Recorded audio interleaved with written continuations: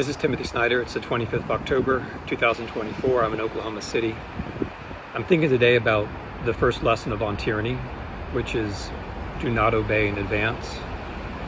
The reason why that's the first lesson is that for me, it's the first thing that we should be remembering, the first thing we should be learning from the horrors of the 20th century. That each of us does have some responsibility, and perhaps the wealthy and the powerful, maybe just a tiny bit more.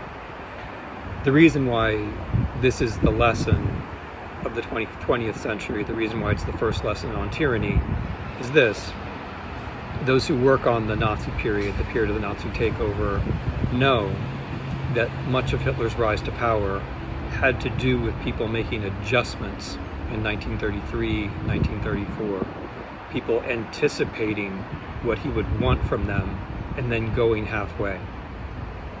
A very similar lesson was drawn by the anti-communist dissidents of the 1970s, who realized that every little thing that we do has consequences for those around us.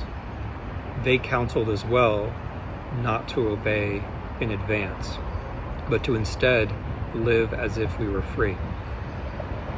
I have all this in mind, of course, because of these decisions by newspapers owned by very wealthy Americans not to endorse a presidential candidate. I gotta say, this strikes me as ignoring the essential thing that we were supposed to have learned from the 20th century, which is, in circumstances like these, do not obey in advance.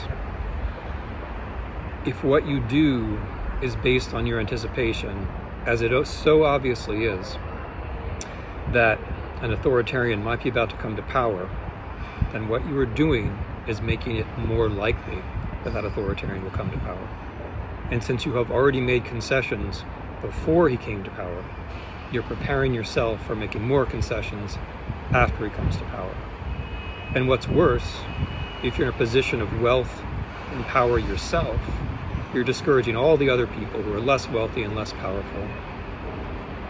And aside from being politically wrong and morally outrageous, this is just simply unfair, because it puts the burden on taking action to those who are less fortunate than you. It puts them in the position of having to be more courageous than you.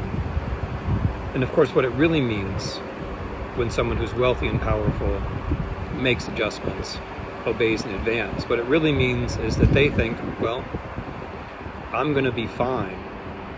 When democracy dies in darkness, I'm going to enjoy the shadows. That's what it really means. So for all these reasons, this is outrageous. I hope these decisions will be changed. And regardless of that, I hope that the rest of us will keep in mind that we ought not to be obeying in advance. What we do always matters. What we do in the next few days matters a great deal. And the fact that people are obeying in advance is just a sign of how great the threat really is. So let's all do what we can.